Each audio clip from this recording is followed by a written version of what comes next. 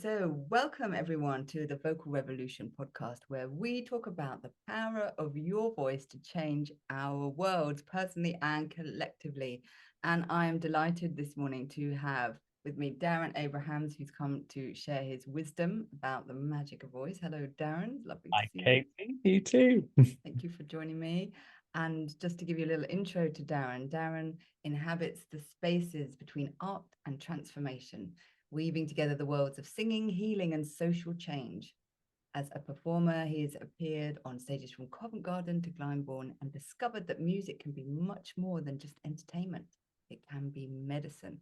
So now, as the co-founder of the Human Hive and One World Orchestra, which we're looking forward to talking about, he facilitates experiences that blur the lines between performance and healing. And his work as a trauma therapist and creative leader reveals a discernible truth that art, when wielded with purpose, can transform both individuals and communities. And that's wonderfully exciting. So I'm looking forward to getting into talking to Darren about all of that. And we were just reminiscing about how we actually met in a random field sometime around 20 years ago on a crazy healing adventure. Yes, a moment that stays etched in my mind forever. Yeah. Yeah. It was a very significant and unusual meeting. And we were just saying how Zoom and Wi-Fi and all these things didn't even exist then. I can't even remember how we got there to this field. No, old style. Someone picked us up and drove us. Yeah, there was no sat navs, there was nothing, was there? So yeah, so old school, proper old school. So we go back a long way, Darren and I, and it's been lovely to cross paths. And we just met again recently, and it's just been lovely to reconnect. So thank you so much for coming to talk, Darren, and tell us how it all started for you with voice. Where did it begin? Sure. Well, huge pleasure to be here, first of all, and also to be on a podcast called Vocal Revolution. I'm loving the revolution energy and the revolution vibe, although I kind of believe more in evolution as well, that we are an evolving species and that things are evolving very rapidly at the moment. It feels like a revolution right now, what's happening on the planet. And this is an incredibly important time to have a voice and to use a voice and to understand how voice in all its different permutations is going to be affecting this change, is part of this change. So thank you. It's a huge privilege to be here. Pleasure. Thank you. And thanks for those thoughts. Yes. I know. Yeah, I love that evolution. And I love that the word revolution has that word evolution in it. And that when we look at revolution, it's about turning, actually. It was originally about the turning of the spheres. And so actually we're in these incredible cycles of change that come around, and we're in our particular cycle, our particular moment. So Love. thank you. So your question is how it all started. Mm. Do you mean in terms of me as a vocalist or in terms of what I'm doing now? Like, where do you want to go? Yeah. How far back do you want to go, Kate? Oh, I don't know. What do you want to share? It would be lovely to get an idea of, yeah, how did you've obviously got a massive calling around voice. So did you start singing, or was anyone singing in your family? Where did that start? And then how did that lead you perhaps to this incredible path, that you've touched on and shared a little bit about in your bio about, how that came together with healing and singing and all of those elements? Um, this is probably similar to many people who are watching, listening to this podcast. That my parents told me that I started singing when I was around three, and there was no one else in my family who was a singer. There are kind of offshoots, but no one in the immediate family. My parents don't sing, my grandparents don't sing. They had an appreciation for the arts and appreciation for music, particularly my grandma. And actually, I started singing that she had a window seat in their flat, like underneath the bay window in their lounge, and so that was like a little stage. So I used to stand on that little stage and sing songs, sing nursery rhymes, probably when I was three. But my grandma really loved musical, like MGM musicals. Those big kind of 40s, 50s, bright coloured musicals, and so we used to watch them all the time. So I was obsessed with musical theatre. And I used to sing songs for musicals. When my sister came along, she was a singer too. And so we sang together, and we still sing together now. We do a concert every year, musical theatre concert every year. So the origins of myself as a vocalist were this kind of expression of joy in storytelling. I think I realized recently that the storytelling element that I latched onto through musical theatre is the thing that I'm really interested in, is how you tell stories through voice, the emotional content of that, through the words, through the cadence and the way that things move through that medium of storytelling. So that led me on a journey. I wanted to be on stage. That was kind of my main impetus for the first 20, 30 years of my life, actually, was I wanted to be a singer. I wanted to be a professional performing singer. Yes, wonderful, wonderful. And that's led you to all sorts of stages and places. I know. Yes, yeah. But interestingly, so I did a drama degree. I was, I trained to be an actor. I trained in musical theatre. I really wanted to be in musicals. I had a classical vocal training kind of alongside that, but never really used it for classical singing. But at the time that I was auditioning for shows in London, the sound was very different, and what they heard in my voice was a more classical sound. So I didn't get any jobs in musical theatre, but I started to get jobs in opera. Um, Right. and like small chorus jobs and things. I thought, well, actually that's really interesting. I'd like to sing all kinds of music. So I auditioned for the Royal Academy of Music. I got in and I started on a path to becoming an opera singer, which was never my intention at all. Wow. And that became my career. My performing career, my first performing career was that I, after 3 years at the Royal Academy of Music and then 1 year at the National Opera Studio, I was a professional opera singer. And what opera does, what classical music does, it kind of narrows you down to like the smallest possible scope of how you can use your voice. I mean, I don't know if people know what the Fach system is, but in classical singing, it means that your voice has a category. You're categorized. There are different kinds of soprano, for example, different kinds of tenor. So it's not just the soprano, tenor, alto, bass, but also all the different categories of the kinds of singing or music that you can do. And I was someone who wanted to sing everything. I still sang musical theatre, I sang jazz, I sang all sorts of things. And I found myself in this really narrow little box of kind of light lyric tenor. Um, so a year out from my training, from finishing my training, I found myself in Wales doing a production of the Mozart opera Così fan tutte. And just having this massive realization on the day of my 30th birthday, which was a day off. I took myself off of my own and kind of climbed this hill. And at the top of the hill, I had this revelation. It's like, oh my goodness, is this it? Is this what it's going to be? Is this what I've trained all these years for? Because it just doesn't feel like enough. Um, and I'd always had a very strong calling for community service and being part of community and being part of change, and felt that through opera, I wasn't going to be able to do that. So I started a journey kind of out of opera almost as soon as I began. It took me 13 years to make that decision, to actually, I mean, to fully transition out. But over that period of time, I discovered sound healing, which I think is around the time you and I connected, because after that epiphany moment, I was looking for something that would give me a new direction. And I found this course, sound healing course, rediscover the joy in your singing. I thought, okay, I need to go and do that. So I took myself back off to Wales 6 months later to do this residential weekend, and it blew my mind. And Chris James, who's the teacher who became my teacher, amazing Australian man. He was offering teacher training in Australia later on that year, and I had no idea how I was going to afford to go, but I just signed up and started on this journey. And then I went to Australia and I trained to be a sound healer with Chris, and that started up a whole load of other things that took me eventually into like uh, lots of education work, community work, but it took me international, took me into international development. It took me into the realms of trauma, which is then how I became a trauma therapist. And that's the direct line of where I'm at today. And when I kind of left a professional career as an opera singer behind in 2013, that was what I was kind of developing. Fantastic. That is an amazing journey. What an amazing journey. And thank you for sharing all those incredible turning points with us and your story. And it was interesting how you started with this understanding of story, and storytelling, you said, was at that core, and helping people tell their stories through music is obviously part of what you do now, or sharing stories, or allowing people to maybe look at moments in their story perhaps that might have even been difficult, but to how to transform them. So it's amazing, isn't it, how our own personal story then weaves into perhaps a service of a bigger story or a bigger service. So would you like to say a little bit more about that? You know, you've got a very clear articulated mission there, but is there anything you'd like to say more about how you've seen those stories interweaving?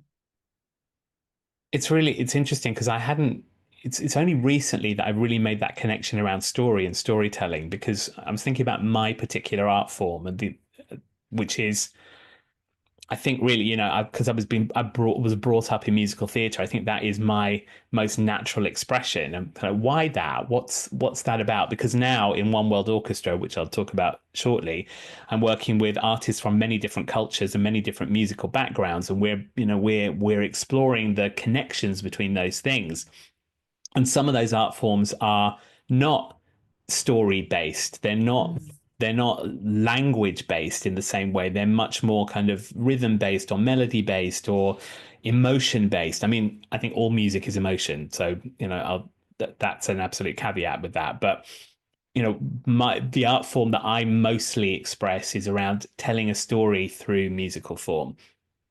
So, understanding that and recognizing how important that is for people to be able to tell their story, even if it's not in words, because a lot of the work that I do now with people seeking asylum and host communities is around actually how do you express the underlying feeling of your story in a language that's not yours, or in a medium that's not yours, in a way that is going to be understood and that maybe touches something much deeper in you than words can ever get to.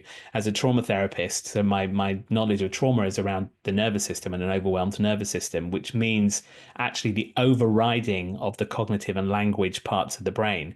Trauma is stored in places where there is no language, but people still have a story to tell around that, which is around their emotional experience. And if you don't have words to do that, then you have a voice, you have sound, you have an instrument, you have a drum, you have a different way of expressing it. But I do think it's still about sharing an element of who you are through a medium that goes straight to the heart rather than having to go through the brain first. Absolutely, because we are kind of story making creatures, aren't we? Mhm. And sometimes those stories and those narratives that we tell each other, of course, they're absolutely woven into our experience, but we're always constantly refining them, retelling them to ourselves. And there are elements, of course, yeah, where and experiences where words become fairly quickly inadequate, particularly in high trauma or grief situations. There's just, it becomes yeah, I think particularly in the English language and our customs, there can be often a lot of cliche or a lot of unhelpful expressions that actually get in the way of us really saying how we feel.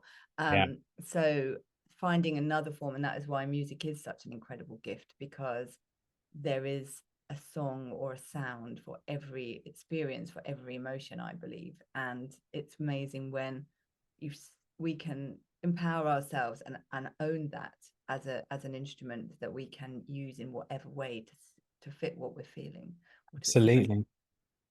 Yeah. But I think there's the element of power that exists in language. Who gets to choose the language, and not just the the language, like the national language, but Yeah. also the choice of words that we use to label things or talk about things. Yeah. And so, in the spaces that we're creating through music, it's that we have to address these issues of power around who chooses the language. And so, being in spaces that allows all languages to be present and allows actually participants to choose the words that they use and the definitions of those words as well, I think is a big part of a healing process. Because so many people have been brutalized and controlled by the choice of language and who gets to make those decisions. Yeah, absolutely. And I think that's really underestimated in some ways, isn't it? And that the kind of hidden um fallout of what, you could call it vocal trauma or trauma Mm. because of language and the way people have been spoken to. And that doesn't mean it doesn't have to be as explicit as outright verbal abuse. It can be very, very subtle. Yeah. That in a moment of vulnerability, when a person doesn't feel met or something is said to them that doesn't meet their needs at that particular moment, or even worse, oppresses them. So yeah, absolutely. And you've done, I know, enormous amounts of work, as you say, in international development across boundaries and internationally. I know you work for, is it Music Relief, for some time, across doing boundary work across, um, and I'd be really interested to hear more about that, like, because obviously then you're really on the front line where of between war and oppression and all these very potent issues around power. So could you say a bit more about that? Sure. Actually, so I work with Musicians Without Borders. That's Um, it. Sorry, thank yeah, you. Yeah. yeah, which is an incredible NGO based in the Netherlands, founded by Laura Hassler, who's incredible human being and hero of mine. Um, and her first expression, her first how MWB started was as a response to the war in the Balkans in the 90s, and it has progressed since then. And a lot of our work is so MWB has permanent projects kind of in different parts of the world where there has been conflict. Um, but in recent years, and definitely since 2015, there's been a real focus on working within European communities about how to use music as a way to support people fleeing oppression, people seeking asylum, people who are fleeing climate change, but people who are arriving in our communities in different ways. So music is this wonderful bridge to connect people who might share a location but might not necessarily meet each other or find ways to meet each other in other ways, in kind of just in normal day to day. So I work as a trainer with Musicians Without Borders, and I was their well-being coordinator. Now, kind of because I'm doing so many other things, I'm not in that role anymore. But I take all of the work that I did through Musicians Without Borders and also through another amazing organization called Opera Circus, run by my dear friend and also great mentor and inspiration, Tina Ellen Lee, who's been using music and kind of creative arts in general as a way to empower people, particularly young people, and link people up across the world, across Europe. We've worked together for 20 years, kind of building projects. So all of that learning about being in space in multilingual spaces and multi-musical spaces, I now bring into the work I do with my own organization, One World Orchestra, that I co-founded with Jim Pinchin and Vicky Balaam, um, which I'll talk about a bit more afterwards. But because we were talking about language, weren't we? So I'm very aware a lot of the time that as an English speaker, there's a kind of somehow there's an acceptance that we're all going to speak English Mm, because English is kind of the lingua franca at the moment. Most people in the world, or most people that I encounter, at least have some working knowledge of English because it's there in the dominant culture, it's there through our dominant, it's there in the media, it's there on the internet. But it's a massive assumption and imposition to expect everybody that you work with to have to understand you as the English speaker. And I have a working knowledge of several other languages, but I'm not fluent enough that I could do a training program in yeah. one of those languages. So I have that really alive in the space. One of the first things that I say is to recognize that there's a tyranny of English here, and all all languages are welcome. So first of all, always to say if you don't understand something I'm saying, and I check in because people are very polite and reticent about asking questions. So I always want to know if even if we're English speakers, like does a term or a word that I'm using mean the same thing to you as it does to me? Because we can make a huge amount of assumption Mm, around what we're talking about if if I don't question it, if it's not questioned, and if the ability to question is not alive in the space. But then I really encourage people to bring words and concepts from their languages because often English doesn't say it doesn't get to the heart of the depth of a feeling that can come out through another language. Like I did a project with young people once where we actually talked about what are the words that come up in your language that don't exist anywhere else that you can't translate. There's like untranslatable words.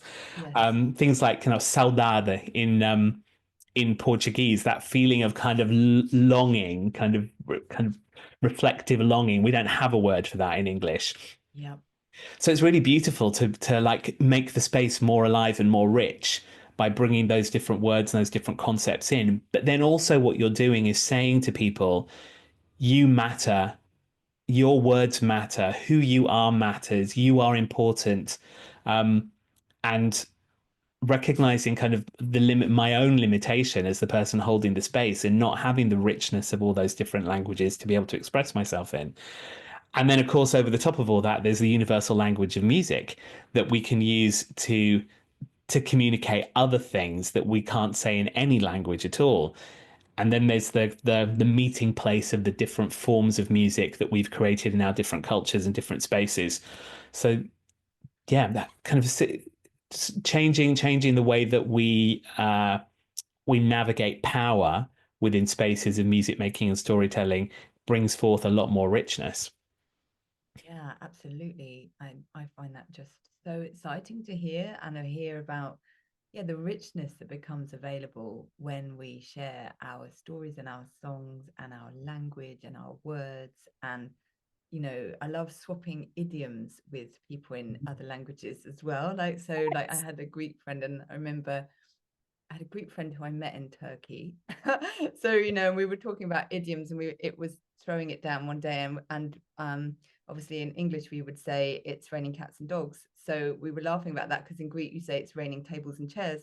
So Oh, less messy. so things like that, it's so rich, isn't it? It was so enriching, and of course there are so many wonderful funny things that we can share, and also, yeah, depth as well. There are just so many, like, I love finding out, when I've looked at different languages around the word music, and some cultures don't even have a separate word around music, or separate words for singing and dancing. They're so fused that they're one. So that there are so many different, and that really exposes us to, oh wow, there isn't, especially I have heard in cultures where there's much less of this separation between performance, entertainment, and actually the society. So where music is really embedded in the society as just a daily and a very both secular and sacred, and every level, it's kind of not seen, and there's often not a separate kind of word for music. It's a kind of a very functional, it's just so woven into life, and that I find fascinating. So yeah, there's so much we can learn from language, and start kind of dreaming ourselves into, because of course inevitably I'm limited by my background and my language and my understanding of language. But when I can start dreaming into, wow, what would it be like to inhabit that world, and to perhaps get a glimpse of that through listening to other people telling me their stories about their language, as you say, very empowering. Yeah. And how do you navigate things like, obviously there's sensitivity, isn't there, as well, because of power dynamics when we're sharing music, especially if there's a power situation whereby, as you say, maybe as Europeans we've held, or English speakers, we've held certain dominance, and Yeah. then we're inviting people to come and share their musics with us, when we know that there's a lot of history about musical appropriation and exploitation and all these things. So there's that awareness of power, and then there's also just the human exchange of that. Throughout history, humans have always exchanged music, and just like you would share recipes and share Yeah. food from, we've always done that. So how have you found navigating that? It's such a good question. It's a very sensitive issue, and also I don't think there's a single answer to it, because I think it's very context specific, and it's to do with the people that you're working with and the musics you're working with and how you're working with them and what the power dynamic is between you and those people. So for example, with One World Orchestra, so we're an intercultural orchestra. We are 18 people and growing at the moment from many, many different cultures. And we're all professional musicians. So within the orchestra itself, I mean, like we're definitely of the status of an orchestra, but we're not a classical orchestra in the way that you think about it. We're a band, and we have people from cultures as far apart as Zimbabwe and Colombia and India and Ukraine. So a broad mix of different musical influences. And as professional musicians in that space, we have an understanding between us that we are sharing our the musics that feel like home to us. We talk a lot about this idea of home. How do we talk about home through music? And through sharing that, we're then responding with our own cultural music, our own expression of home through music, and finding new forms through that expression, through the mix of those expressions. So in the orchestra, there's kind of we have a contingent of Middle Eastern instrumentalists and people who are influenced from music from that part of the world, people who are influenced from Africa, people who are influenced from and are from, and people from South America. So sometimes the band goes kind of full on Middle Eastern, and we'll be singing a song in Arabic, but there will be Afro beats in it. There will be kind of European fiddle in it. There will be other things that we bring. So we know that we're always kind of translating a specific cultural expression, but through an OO lens, One World Orchestra lens. So in that place with the professional musicians, we have an understanding and agreement about how we're working with music and blending music. But a big part of our work is also outreach. So we work in spaces where people seeking asylum are living and housed. So in the UK context, that's hotels a lot of the time. Um, and also with host communities, like people who live in the communities around those accommodations. And the way that we use music in those spaces is a bit different because what we're really keen on is bringing in an invitation of something, but as soon as possible, finding out what's the music of the people in the room. And we're not necessarily working with that music in order to change it or adapt it. We want to work with that music in the space as those people know it and experience and understand it, because that's their connection with home, and that's also about honoring them in the space. And often people like we'll play stuff on YouTube, or and then we'll want to sing karaoke along to a song that means something to them from their home. So that's a different way of that we use music in those spaces. And then also we do co-creation and we do other things, but um we're not working with the music in the same way that we might do in the professional ensemble in terms of let's blend it with this, that, and the other. We're actually looking at what's the pure form that you want to share with us. Yeah. I hope that makes sense. Like, Absolutely. That totally makes sense. And it's about honoring. I love that idea of what's home, what's musical home, because I'm forever talking about how obviously when we're in music, a lot of the musical experience is about coming home and going away from home, carrying, we have our keynote of a piece often, or a dominant sound yes. in a piece. And so then we would start with that, but then often we go off on massive adventures, and then and then we come back to home, and then we might say, oh, I still want to go off on another adventure, and then we come home again. And so that relationship is built into music. I feel into the structure of music encourages us to do that all the time. And so when we can, and that's why it can bring us into these senses of being at home and going away from home with each other, going on journeys, enjoying listening and learning from each other. And it really can sharpen our creative curiosity Yeah. about each other. And yet we can also honor, hey, home for you has this sound, and home for me might have that sound. And so it's Yes. beautifully rich. It does. I hadn't thought about that kind of like what was inherent in the structure of music. Thank you. It's a really good thing to kind of plug into what I'm doing, thinking about that. And also just the satisfaction that you feel when you return to home on a musical level. Mm, Something really interesting because I work a lot with the regulation cycle of the nervous system, and kind of yeah. in a trauma context, what we're talking about is a disruption of being able to complete cycles within the nervous system. We go through a process of the nervous system activating for action, but then also having to integrate after action, so kind of release and come back down into a more settled state again. And so in trauma, what happens is that the ability to make that completion is disrupted. So through the musical journey, what we're doing is that we're supporting transitions from state to state and allowing completion to happen through music. And that happens, that satisfaction, that feeling of completion kind of really it goes all through the body. It's not a cognitive thing. It's a body felt sense thing as well as a cognitive thing, I should say. So it's kind of just a reminder about how important that is for people who have experienced disruption to their lives, who may be experiencing trauma. The musical completion is really, really important. I mean, the journey to be able to exercise the emotions that are stuck and trapped, Yeah. and then to bring people back to settling, that actually expands capacity and is part of the healing process, which is why music and creative arts in general, particularly music, is such an important medium and tool, particularly in this collective format, doing it in community. It's so important for healing and resolution of conflict.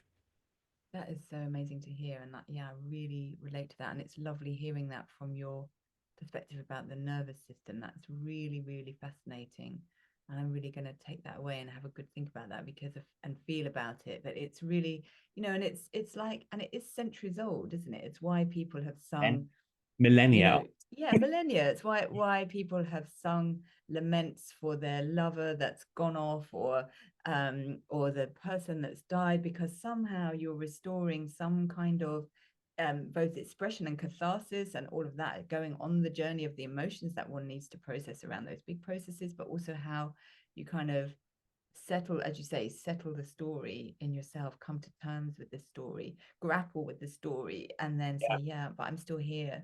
I'm still here. I'm still home with myself somehow or other, and I have to go forwards on my next step. And it's incredible how much music allows us in a really safe way, because you can express every emotion. You've got everything from death metal where you can jump up and down and do all of that to, everything else under the sun. So, Yeah, yeah. it's wonderful, isn't it? Yes. Yes, it really is. Yeah. Wonderful. And so, if you had some advice for people who maybe are on a journey of trying to find that musical home or trying to settle themselves, as you say, is there anything you'd recommend as, yeah, a way in, a little top tip or a little, yeah, something you could share with us? A top tip of finding your musical home. Is that the Maybe, question? or yeah, because that's what we're talking about, or how to, yeah, how to feel at home, because a lot of people have had trauma, as we said earlier, Yeah. about voice and maybe about their musics even, and given what we're touching on. So how is there, I mean, I know there are things as a singer, and I know how to bring myself home. Sometimes there are things I do to bring myself home, and there are things that I offer in choirs that I know very quickly, very simple things that can help us feel Yeah. at home. So is there anything that you would offer around that? I would say I would say the most important thing that you have just said then is about feeling. Mm, It's that it's not an intellectual thing, it's about a feeling thing. So what feels good in your body? mm, What feels good in your voice? Um, and to take away any of the kind of value judgments about music, because we have in the West, particularly, we have this kind of hierarchy of what's good music and what's not good music, or yeah, what's quality and what's not quality, and all of that needs to be thrown out the window. Having spent many formative years within the world of classical music, where there's so much hierarchy and there's so much judgment, and it's all around the kind of the quality of the sound, and there's a lot of kind of idea of perfection. Actually, throw all that away and go straight back into the feeling in the body and what feels good. Like I love pop music and I feel good when I sing pop music or I have pop music kind of in my body. I also, as I said, I love musical theatre. So there's things around musical theatre that just kind of light me up. There's something around the kind of the thing that happens to the body that lights me up. But then there's other things as well. I'm from a Jewish background, so whenever I'm kind of in connection with Jewish music or the kind of the sound, the minor keys of that also kind of brings me back into home, because it takes me to places that I was in when I was growing up with my family, going to synagogue on a Friday night or a Saturday morning. And so there are many different, there may not be just one music, and there might be there might be a song for now. Like often I get a bit obsessed with a song that I've heard and I'll just play it over and over and over and over again on loop because it just feels really good. There are Mm. certain phrases in songs that I just like, actually, particularly in opera, when I was singing opera, sometimes there would be this kind of just amazing phrase where the voice goes up to a particular point, and then the way that it goes up and it turns over, I just want to do it again and again because of the way that it feels and sounds in my body. Um, so I say, musical home is what feels good in your body and what takes you to a place that you feel absolutely kind of rooted and comfortable and confident in the expression of that thing. If even if it's, the latest Dua Lipa or the Beatles or a piece of Mozart or whatever. Absolutely. That's such beautiful, beautiful words. Thank you. Yeah, that's I feel very anchored. And I really relate to that. I call it the internal jukebox that sometimes just throws up, says this is the song you need to sing now. Or it can be the Yeah. external jukebox in the outside world that says, hey, and then you kind of go in a shop and suddenly hear a song and go, I've got to find out what that song is and sing it, and things like that. It can be, music is everywhere, isn't it? And we're very Brilliant. blessed to have that, um, and it's woven into, as you say, our very beginnings, our cultural backgrounds, and it's around us all the time. And sometimes there's, even though I think, what is it about that song that why am I singing that over and over again? But if I go and looking at the lyrics, I'll go, oh yeah. Yeah. Or something about the rhythm makes me feel, oh yeah, Yes. All the something. kind of the way the melodies go. Like for me, often with pop music, it's not really the content of what's being sung. It's like it's the way the melodies being put together that Right. really kind of that speaks to me. And I use Shazam a lot. Like I find that's such a great tool. So I've got this very weird and eclectic likes list of songs from different like from all over the place, all sorts of different influences. And I go to Five Rhythms Dance on a Sunday, Got and you. my Five Rhythms instructor, Neda, an amazing woman, her playlists are always fantastic. And I'm always like in the middle of the dance thinking like, oh God, I want to Shazam that song right now because I want to know what that is. So she's really good at kind of at sharing the songs afterwards. But I was thinking recently about doing a solo concert and just bringing in all the different kinds of influences that I enjoy singing, but I think it might be quite a weird concert. I'd like to see how I would program it because it would be, there would be some of the songs that we do with One World Orchestra that come from different cultures and different languages. There'd be some classical music, there'd be musical theatre. There would be all sorts of stuff. I want to come. I'm going to come. I'm going to be on the front row. Right. All right. Now I have to. Now I said it out loud on this podcast. I'm going to Yeah. have to do it.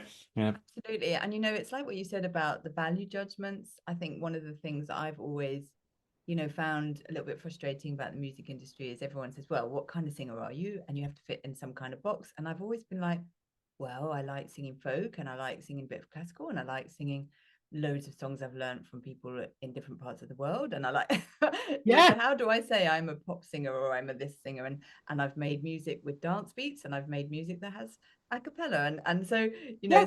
and I think why not? Why not? Why do we have to sit in these boxes? And, actually, I think that's not weird at all. That's actually the reality of our lived experiences is that we are exposed to multiple forms of music and sound, most of us, especially if we live in urban cosmopolitan environments. We're going to Yeah. be exposed to lots and lots of wonderful enriching musics, and the more we can all let those in and not be attached to a certain musical identity, and then we have this freedom, don't we, to be creatively adventurous ourselves and curious and open-minded listeners, which is so I love important. I love that. I think it's just about understanding style. Like, this is an instrument.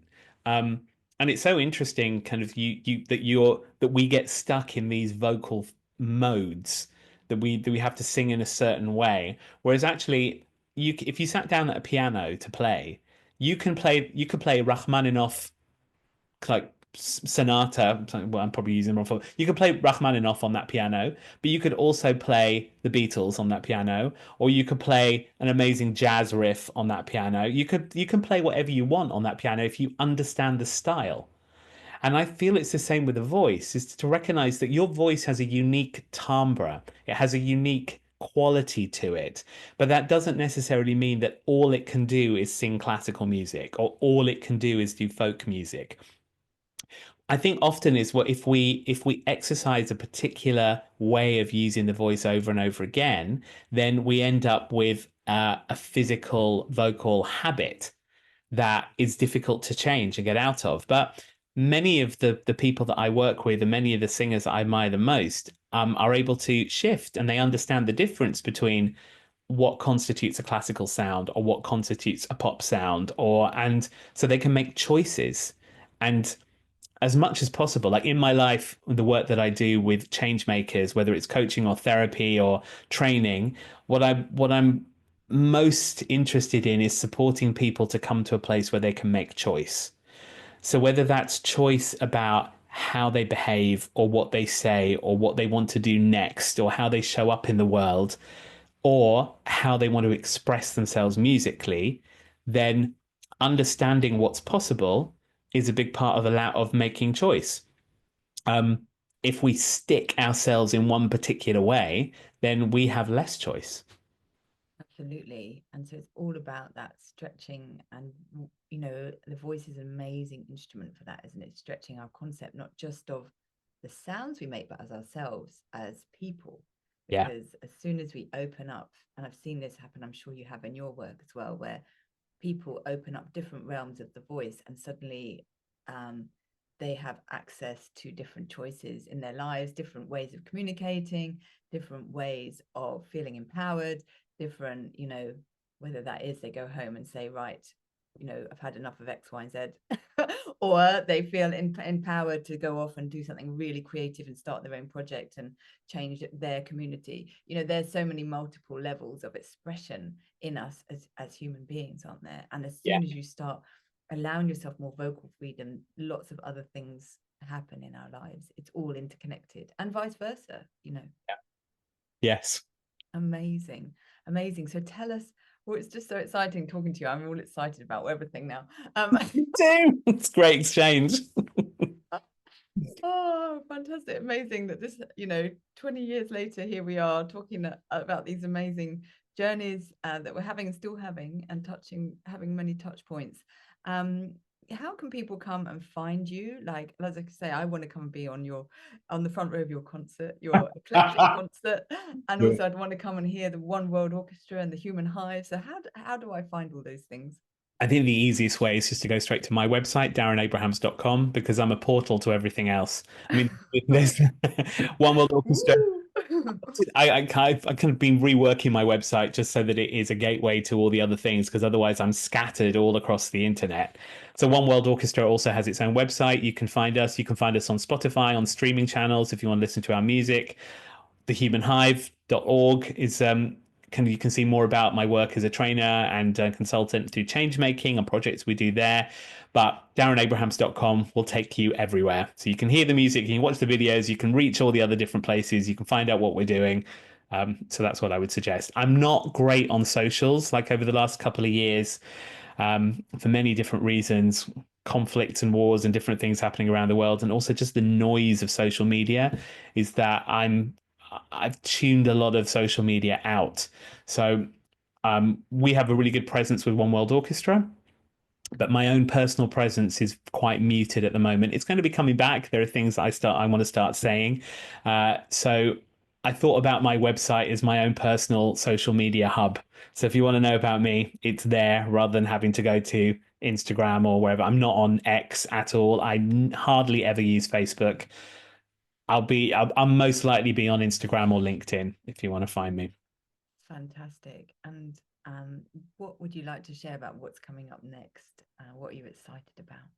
Oh gosh, so many So things. much. So many things. I mean, I do feel incredibly fortunate to be living a life where where I'm living through music and creativity and the things that I do. So that's really wonderful. At the moment, we've got some gigs coming up in the summer with One World Orchestra. We're going to be just finalizing the dates. We're going to be at the Ealing Jazz Festival on either the 2nd or the 3rd of August.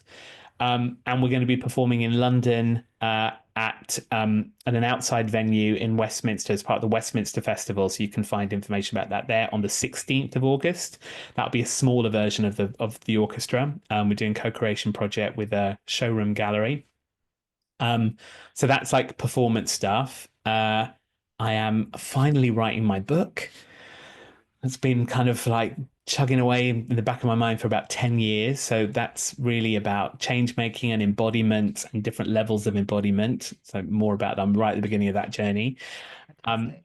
and I'm working with an amazing group of professionals at the moment on creating a new framework for trauma attuned arts practice. So really digging into the things that we've been talking about. What does it mean to use music and the arts in general for growth? We're defining growth very particularly in that rather than harm, and thinking about how that shows up in different levels of human connectedness, whether it's for the individual or for the family or for institutions.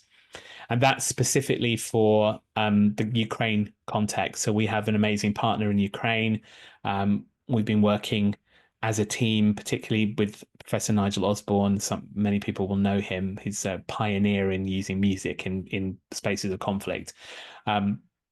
So we've been working together to develop this program for the Ukrainian context, working with Ukrainian universities and NGOs and arts practitioners to support the kind of the huge level of healing that is going to be needed and is needed already in that country without enough mental health practitioners. Actually, we're saying that there's a solution here for a whole country that's been in conflict and many other countries that are in conflict in Yeah. many different ways. I think that's probably every country at various different levels at the moment. But how we as arts practitioners can contribute to community level healing through the work that we do. So those are the kind of the main projects that I'm working on right now. Wow, that sounds like a really like a banquet of beautiful, incredible, and very enriching projects. And wow, and very inspiring and very, just yeah, really inspiring to feel into. Yeah, I mean, and I know you're just summarizing it, but just to try to dream into while you're talking, yeah, how is it if for someone in the middle of Ukraine in a war zone receiving an arts intervention or a moment of music, how does that feel for that person?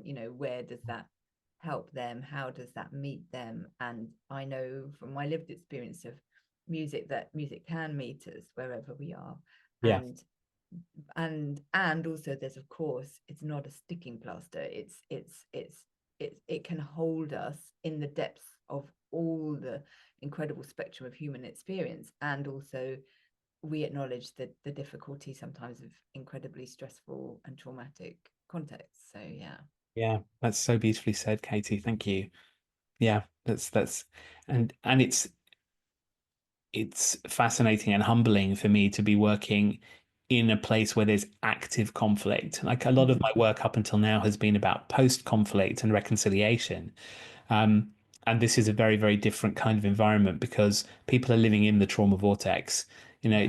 It's in you can't heal that while you're still experiencing it. But what you can provide is an opportunity to continue to release and to continue to come into healthy contact with the emotions around what's happening and the stories that you wish to tell about what's happening. Sometimes those stories can be quite challenging to listen to from the outside, but they're really important to speak about the feelings for the ones who are your enemies at that time.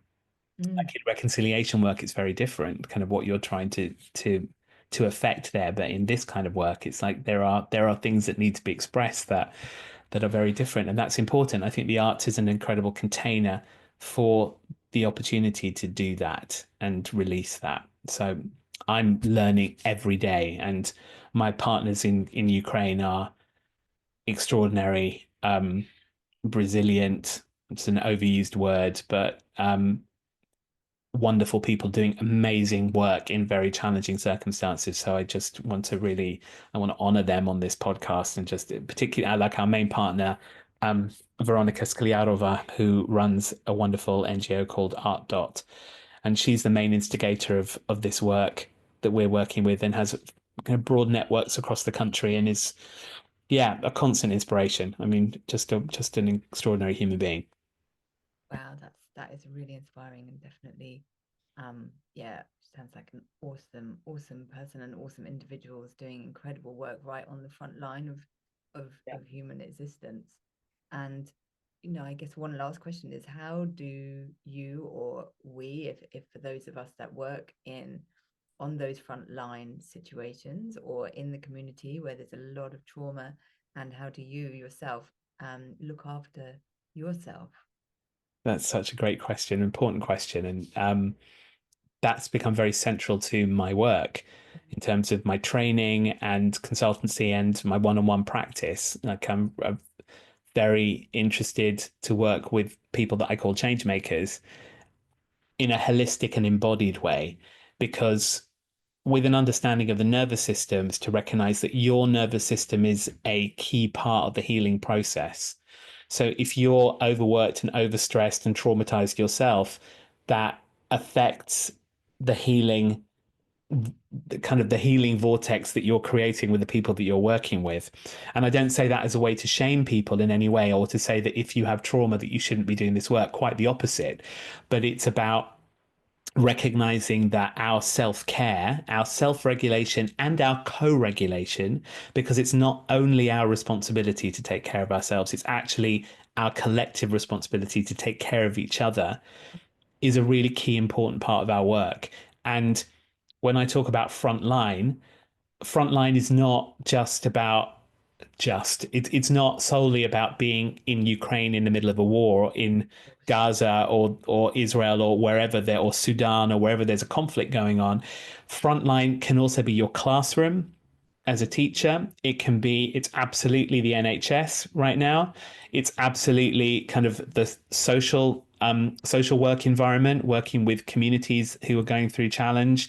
Um, the front line is everywhere. If you're working with people seeking asylum or fleeing oppression, you're on the front line, even if that's across the road from where you live.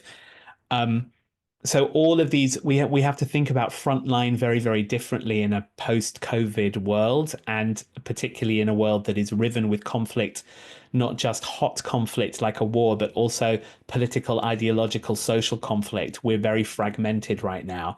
Yeah. I believe it's part of a kind of a great reset that we're going through as humanity and on this planet. I hope that we get through it, Yeah. because this transition is really difficult, and there are, in my relative privilege here in Brighton in the UK, I recognize that my experience of this transition is very different from someone who is living in a country that is absolutely torn by war as a result of this transition, and choices that we are making in powerful Western countries. So also, just with the recognition that we're all complicit within a system that causes violence, um, that's also, we need to be able to process that in our bodies for ourselves, so that we can take that responsibility, but also not let it hang over us, so that we can't take action. We can't, if we want to be change makers, we have to, as much as possible, embody the change that we wish to see, which means actually embody the vibrational frequency of the change you want to see. And you can't do that unless you're taking care of yourself. So that's a preamble. You asked me, how do we do it? How do I do it?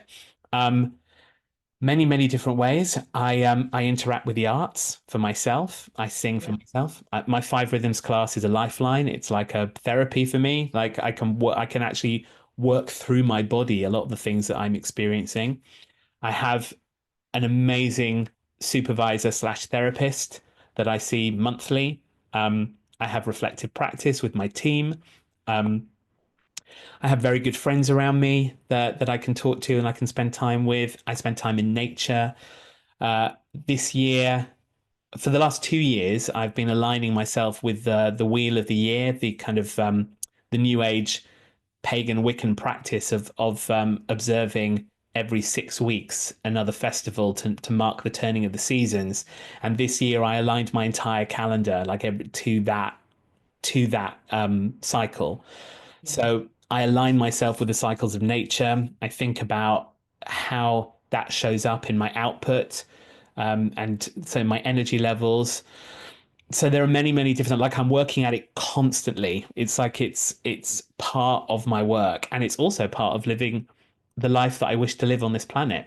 So Yeah. try aligning myself with the regenerative nature, with regeneration, regenerative change making on every level of who I am, rather than just when I go to work and I do work stuff. That makes sense. Yeah, you're living it. You're living it. It's a vocation, isn't it? So that's the thing. And that's what makes our work so amazing. But it also sometimes can make it, sometimes, unless we're careful, unboundaried, because we have to, we are living our practices, we are living our art. It's not separate from us in the same way as, it's not just I go to the office and then I come back and it's Yeah. stopped. So we have to, but the beautiful thing is the practice keeps giving, and the practices that we offer others offer ourselves, so we take our Yes. own medicine. Yes.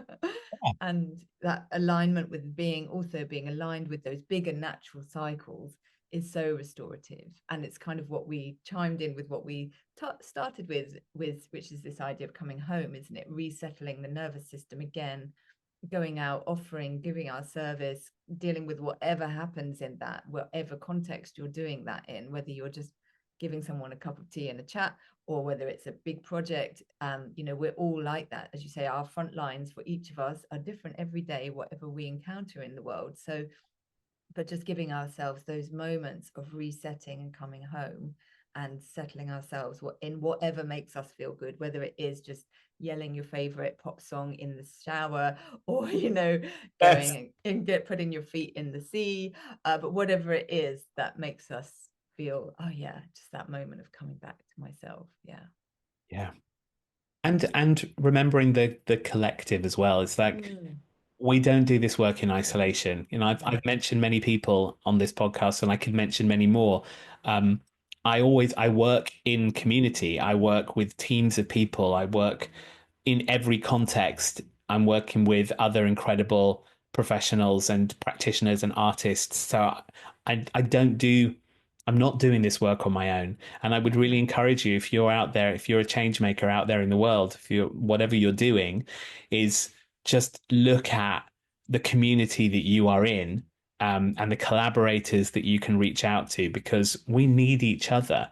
Um, I don't have all the skills and the knowledge and the energies required for all the people that I encounter and that I come across, and to work in a mixed team of people who have different faces, come from different places, speak different languages, different genders or expressions of sexuality, like all of those different things, is that to work in a mixed group means that you're always going to be there's always going to be someone there can connect with. Um, so it's taking away as much as possible the ego of the solo hero, like the superhero Marvel kind of idea of, like, even they all work in teams now, don't they?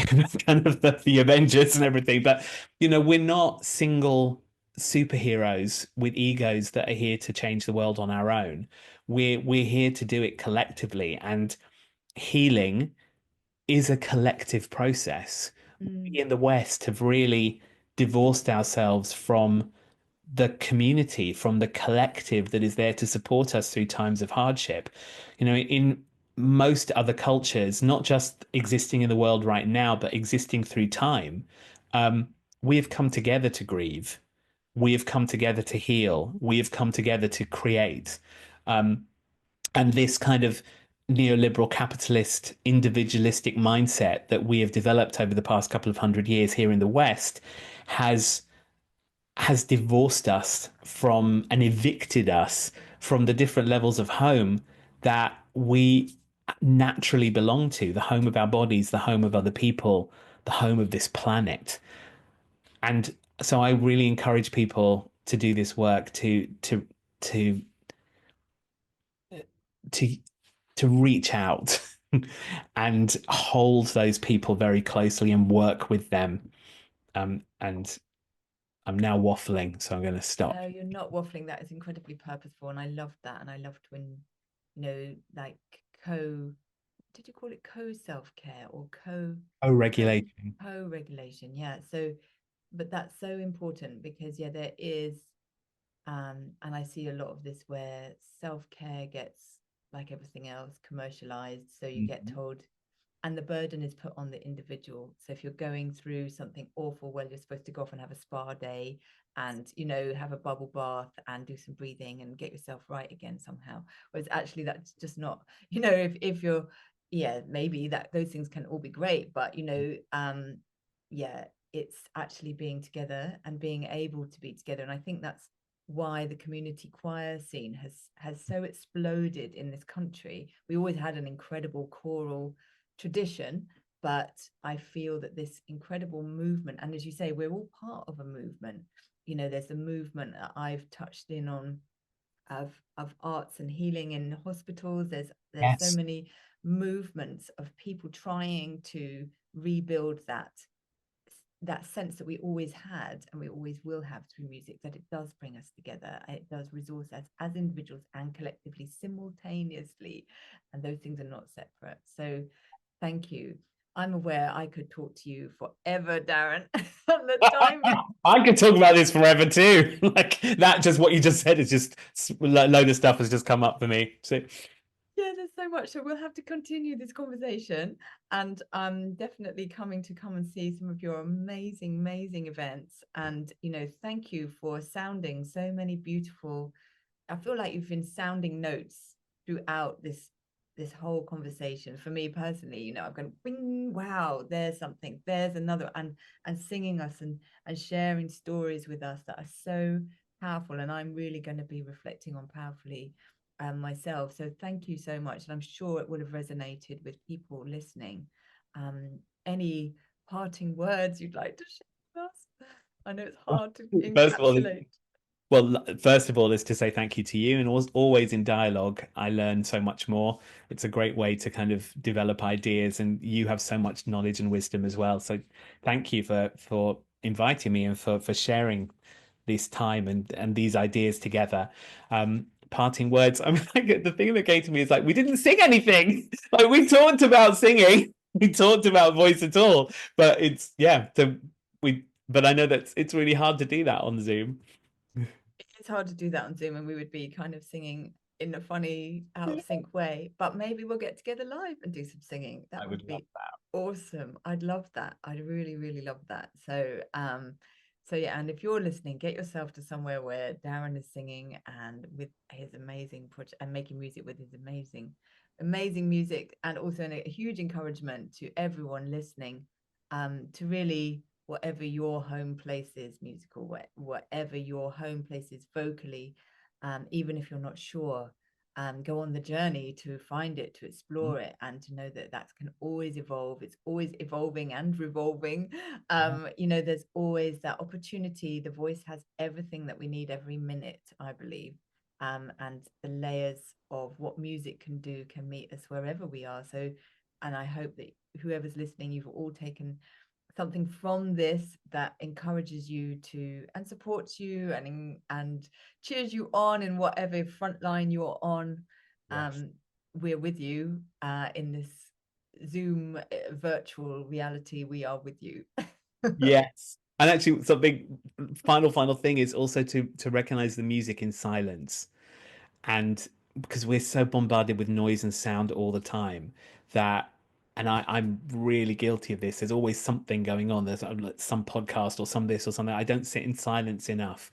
So the I don't think silence is separate from music. Silence is also part of music. And actually what makes music so wonderful is the pauses Yes. and the moments in between. So maybe as a parting gift is to recognize and remember that silence is also music. Yes, that's a beautiful, beautiful final closing. Well, it's actually when we go into silence, there is no words. So, and silence can hold everything without needing words. So, that's a good time for me to be silent as well. Thank you so much, Darren. It's been an absolute joy, and I hope to see you again really, really soon. And thank you again to everyone who's listening and watching, and wishing you all beautiful vocal adventures and homecomings. Amazing. Bye. Thank you so much. Bye bye. Bye. Change the world with your voice.